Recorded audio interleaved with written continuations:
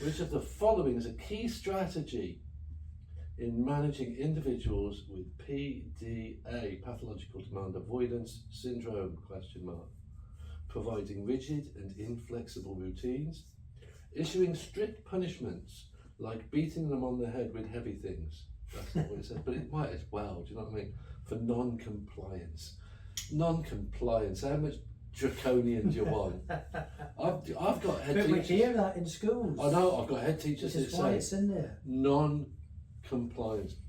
Using clear negotiable language and flexible approaches, and ignoring challenging behaviours.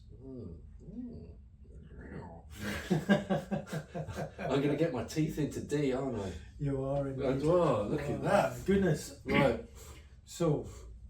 Let me at him, come on, let me at him. Go on. No, you start. No, I'm just going to say, issuing strict punishments for non-compliance. And this is where we go back to what you said at the beginning of people try and just pretend there is no PDA, etc. It's the child doing things on purpose. Yeah. And I'm going to punish you for making that decision. Well, they have made that decision because... Well, how come we're on B when we start? We haven't done A. Because that was the one that annoyed me. B, all right. So, punishment. I was talking to someone about this. I was talking to someone about one of the women here today, one of the mums we had here today. Not to be sexist, we didn't have any dads today, we just had mums. So anyway, and daughters. Right, yeah, and they talked at the school. The school is a school local to here talking about issuing punishments. I'm like, really? Do you know what I mean? It's got to be. I don't even like sanctions. No. Consequences. Consequences is ish, but still not right. Yeah. Although I talk about consequences, but it has to be a right type of way. And it has to be measurable and equitable. And I think that's, but also the big problem we get with this is schools that say we have a behaviour policy that applies to everybody. No, you're breaking the law. The behaviour policy needs to reflect equality, and the behaviour policy, if, like every policy, falls under the Equality Act. Yeah. So, for example, myself, I cannot watch a film from beginning to end. I don't remember the last time I've done it, Right. Because I've got ADHD. What do you think's going to happen, I get halfway through and I've gone off Audrey Hepburn. I went for a phase of watching. Now I'm still watching the films, but I go halfway through, I can't do any more of this. I need to do something different. Yeah. If I was in school and I said, look, I've only written half the essay, and now between now and lunchtime, do you mind if I just go for a little walk? It's just not going to happen, is it? It should be happening, because the little walk is the hyperactivity from the ADHD. With PDA, we've got the red trainer story, haven't we? Yes. So if you don't know the red trainer story, I haven't told this story for a long time. The red trainer story. I went into a secondary school local to here for no other reason than I was passing through, and I thought, I'll go and have a cup of coffee at this secondary school in the SEN department. They've got this lovely little kind of hub thing where the SEN kids come when they can't quite cope, and they come in, and everyone's sort of cutting out resources and drinking tea and stuff like that. So I went in. I said, where's X child? I used to call him Biff on the workshops. Where's Biff? He's in isolation. Now Biff is PDA. He has PDA. Why is he in the isolation? Because he came in his red trainers. The red trainers are a breach of the school uniform policy. School uniform policy says black leather shoes, to the point where my son was sent home for wearing black suede shoes. That's how ridiculous it is. Do you know what I mean? Really, who cares? But they care. And so I say you can't put him in isolation, because he is doing this as part of his PDA. He is challenging you. He's taking control of the behaviour, the uniform policy. Okay? If you go in there, if you put him in there, then you are in breach of the Equality Act. Yeah. So, oh well, they'll never let him out. Well, they need to let him out. But they need to let him out because, you know, we're a litigious society now, and parents, yeah. Plus, it's wrong. It's just wrong. Yeah. He can't help it. You know, that's his thing. Anyway, so my nice peaceful cup of tea in the SEN department escalated, and I ended up in a room with the head of year. It's a couple of years ago now, isn't it? Yes, it is. Maybe longer. Maybe longer, yeah. And I ended up in a room with the head of year, and he said, I can't. He said, I can't. And he said, besides, he said, all the others will want to wear their trainers to school. I said, they won't. I said, they know he's different. You know, this is the kid, everybody knows when he's there. You know, he's one of these kids. They know he's different. And so I said, and actually, you know, you could find yourself in a whole lot of trouble, and it's you personally, by the way, as the head of year. In secondary schools, head of year is the equivalent to the class teacher. Right. So in the SEND code of practice, the class teacher is responsible. I used to not realise this, but now I do. In secondary, the head of year is responsible. Okay, right.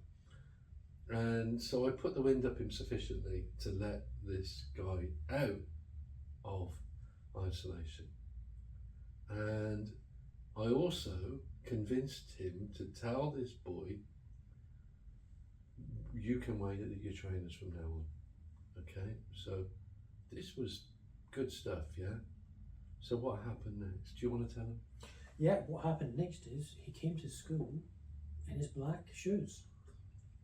Not only that, in his bag he had his red trainers. So if you pissed him off, he would put on his red trainers. Isn't that something else? Yeah, that's absolutely incredible. Yeah, you know, absolutely incredible. But I think it's like your comfort blanket.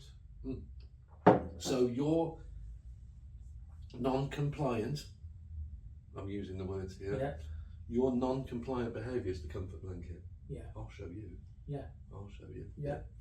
Or well, if we're allowed to do it, well, yeah, exactly. I was just going to say it in a different way, but you're absolutely right. The non-compliant is this. Yeah.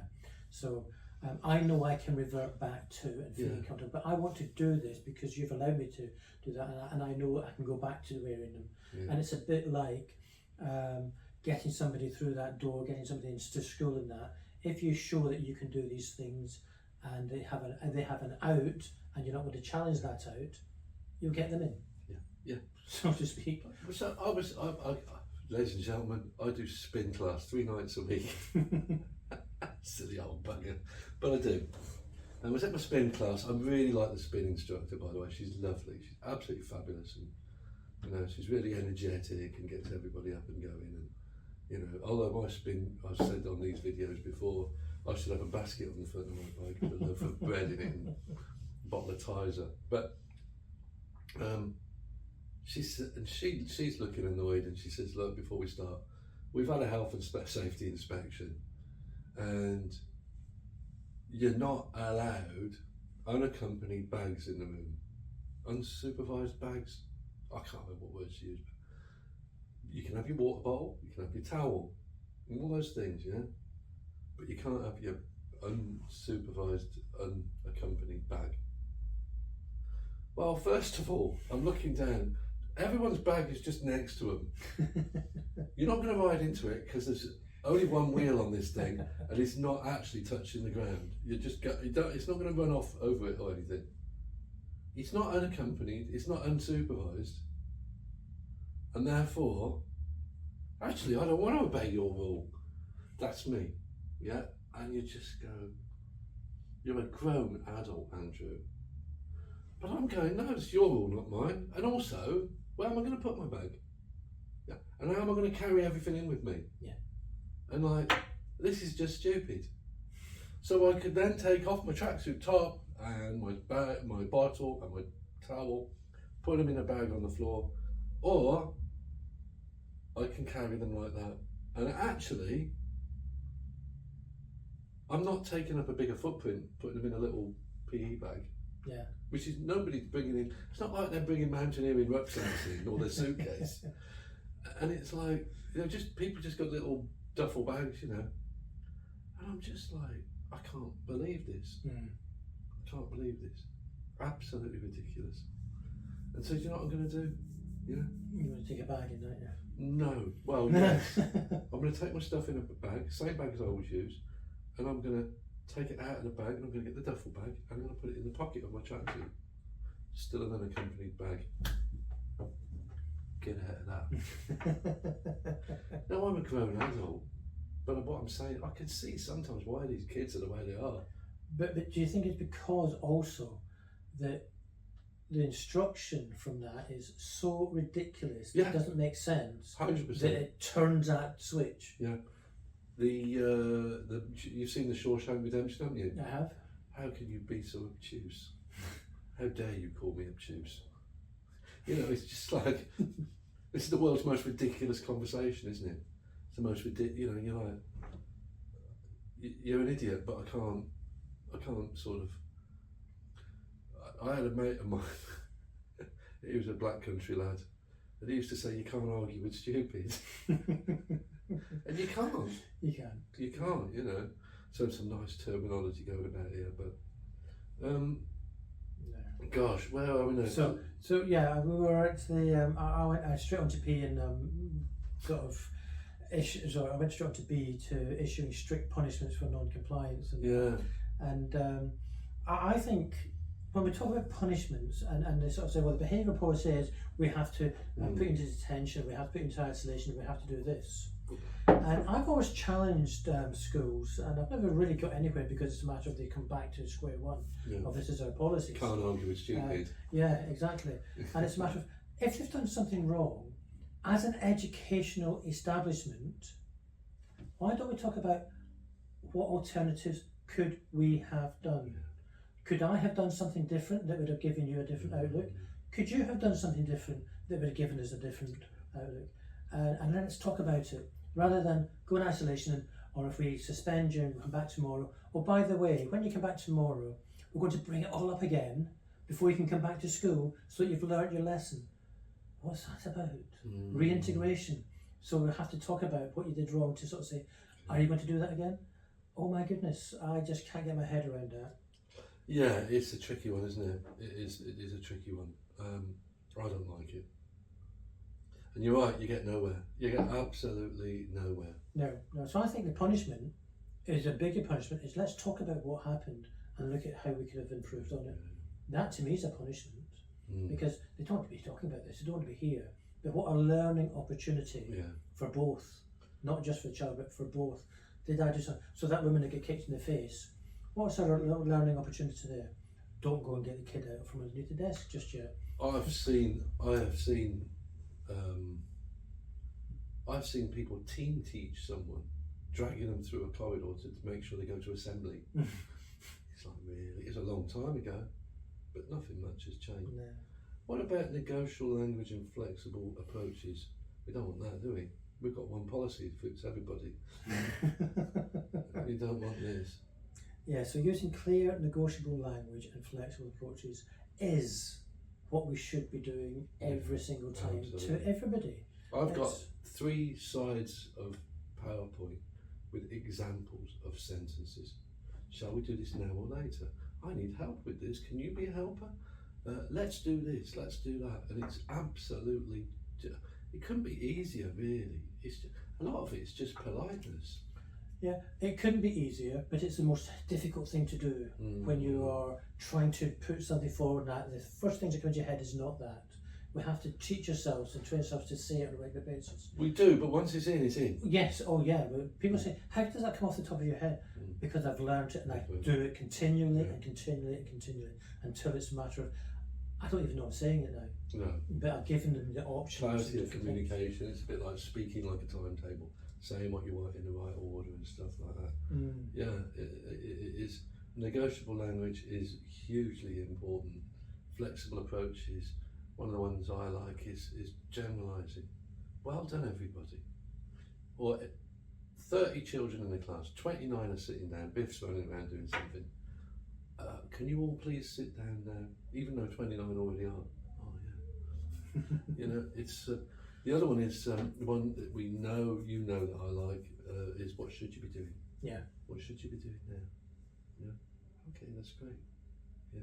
Well, give yourself a few minutes and then let's see that happen. Or it's a matter of, I don't know, that's why I'm running around. I don't know. Yeah. So at least we know where we're starting from, isn't it? And there we go, back to my wife, isn't it?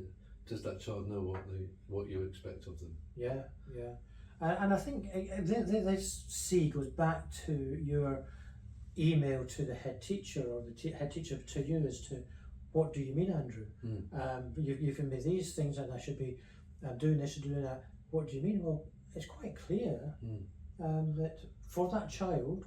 I was astounded. I was absolutely astounded when she sent that. I'm going, how long have you been in education? You don't understand this. Yeah. This is just easy. This is easy to understand. Yeah. And relations are broken down between you and this child, and these are things that can help restore those relations. Unbelievable. And it's not that they don't understand, it's that they don't want to do it. And that's a very different scenario. You know, and this is not what I want. This is not what I want to do. Yeah. A flexible approach is so important. It is. And understanding that this is a different person. Yeah. Now that particular child that we were talking about there has a habit of running away from school. Okay. This child is PDA, by the way, and she runs away from school. And they had a school trip to Oxford. I think, from what I could work out, they were going to Oxford Street looking around the shops. Right. It was a year 6 treat thing. And the school said, we can't take her because she runs off. And Dad's going, she runs off from school because she doesn't like it here. She's an 11-year-old girl. She loves shopping. It's basically, I'm not trying to be gender specific. But she is, and she does. And so there's your problem, isn't it? It's like, look, she's unhappy in school. She's not unhappy in Oxford Street shopping. She's very happy there. She's not going to run off because she likes it there, you know. And so that's kind of. And you're also in an unfamiliar environment as well. Yeah, she'll know she's vulnerable. Yeah. So she's again not giving credit. School is the only place she runs away from. Yeah, it's the only place. Everywhere else she's fine. I want to look at ignoring challenging behaviours because you know I've got a thing about this, right? I do. So, where do I start? A child once said to me, a child in a local school here said, it's better to be noticed for good things than bad things. And this is an attention needing thing, I think. They need the attention, not attention seeking, attention needing. It's part of their personality. It's a control thing. I can control you by getting attention. So my big thing about this is to say, right, okay, to actually tell the child, not expect them to work it out, let's be clear about this. From now on, I am only going to respond to your positive behaviours. Now when I say this in school, they're like, oh my goodness, what is he saying? The guy's insane. I'm not insane. I'm just telling you. These kids want their attention. They don't know how to get positive attention. Show them. Oh, guess what? The positive attention is working for them. They're getting what they need. And then you go, actually, I'm going to respond better to situation. Would you like some help with that, teacher? Now here's where it gets difficult. Right, this is the difficult bit. I said earlier that PDA children will not respond to, you're very good at that. Yeah? And now I'm going, they're going to respond really well to, you're very good at that. I'm completely contradicted myself because that's the balancing act we've been talking about. Yeah, it's knowing when to do the right thing and when to sort of, and you know, and when you see them huffing and puffing, and maybe I should have written this to this head teacher, huffing and puffing and all, that is not the time to tell them they're really good at something. And when they're going, oh, look at what I've done, that's the time. again, to quote an old ex-partner of mine, it's not rocket science. Yes. It's not rocket science, is it? And so, and the other thing is, you know, ignoring challenging behaviours, someone's going to get bored quite quickly. Someone's going to get bored quite quickly. And some of the worst things you can do, evacuate a classroom. Yeah, I hate that. Like, we've just got you all the attention you get ever want. Yeah. Do you know what? If they had like a secret sort of imaginary friend, they go, and today, guess what? I emptied the whole classroom. How cool is that? Teaching assistants, everybody. Yeah. Head teacher had to come down. It just like really, you know. Was it a film called, was it called Right Said Fred or something like that? Yeah, Drop Dead Fred. Drop Dead Fred. Drop Dead Fred. That's exactly what that is, isn't it? Yeah, 100%. Absolutely 100%. And it's that whole, you know, except Fred was going, go on, do it, go on, do it. Yeah. But it's funny, you know, because I feel like that. I feel like that about the PE bags. Mm-hmm. Go on, do it. Yeah. Go on, do it. They had a rule. They had a rule in one of my kids went to a school, a primary school, where they had a rule. They had to take their PE kit home on a Friday and bring it back on a Monday. Yeah. Oh, bog off. Really? Because the head teacher apparently didn't like the smell of the corridor. All right. And my daughter came out and I said, whatever you do, don't bring your PE bag no matter who. I'm telling you, no. And my daughter is a bit like, come on, right on. And this member of staff came out and said, she needs to take her PE bag, that's a new rule. I said, I've told her not to. And the face on this member of staff, why not? I said, because it's a ridiculous idea. I said, we're now going to remember to bring it back. I said, and you're going to have loads of kids in PE with no kit, by the way. You know, but it's this whole kind of like,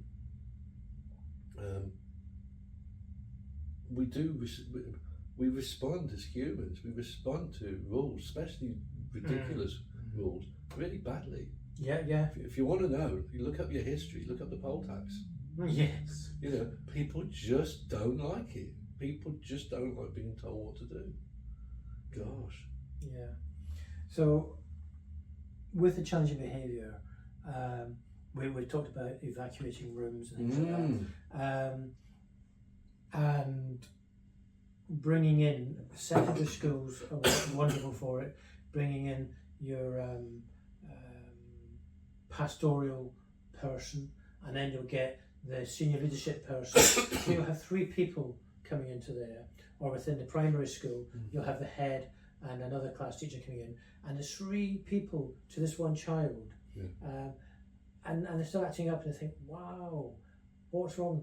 If you need to bring somebody in, as you said before, bring them in, and you do one disappear, and then carry on with the rest of the class, and then you just deal with that. Yeah. Is all you need to be doing, because as you say, it's the communication of, I need this comfort and I need this response. I was in Tesco with my youngest daughter, right, and she liked Peppa Pig, she found some Peppa Pig underpants. Oh, Daddy, you should buy those. Oh, I will. Got them home, looking at the receipt, £9. No. So I take them back to the shop. They're on one of these hangers, they're clearly neatly folded on. Nobody's worn these things. Oh, we can't take them back. But nobody's worn them. I know, but it's a policy, we can't take them back. I said, well, you know, you can see nobody's even touched them. You can see that, it's our policy. I was just going to get the duty manager. I didn't ask for the duty manager. Duty manager, yes, we can't take those back. So we've got 2 people there. And then somebody actually walked past, she said, whatever they were, you're on the underwear department. He said, the gentleman's trying to bring his, no, I can't say that. And I'm starting to get really freaked out here. And I said, do you mind if I go home? That's the exact words. Because I was like, it must have freaked him out a little bit. I said, but you know, this is too much. It's just a pair of underpants. I'm willing to take the dive for £9 to shut you 3 up. Yeah. You know, and that's how it is, isn't it? Yeah. They don't want loads and loads, but they want attention, but they don't want loads of attention, or sometimes they do. Yeah. And it's again back to the balance, isn't it? It's a balancing act of when do you provide that, and when do you do that, and back off. And it's listening, it's proper listening. Yeah. And I'm not just talking about just schools here, I'm talking about Sam would scream at me to get lost, leave him alone in that. And when he's in that high state, all I want to do is fix him. And then so I'm still on there and I say, get lost, therefore, forever. And if I just listened to what was saying, get lost, leave me alone, and backed off, that meltdown would have lasted probably an hour less, rather than continuing it. And it's really listening to what the person says, and not us adults wanting to be right. No, and that is a big problem, people wanting to be right. Yeah. If we let go of that, we might get a lot further. Yeah, definitely. Oh, So, right.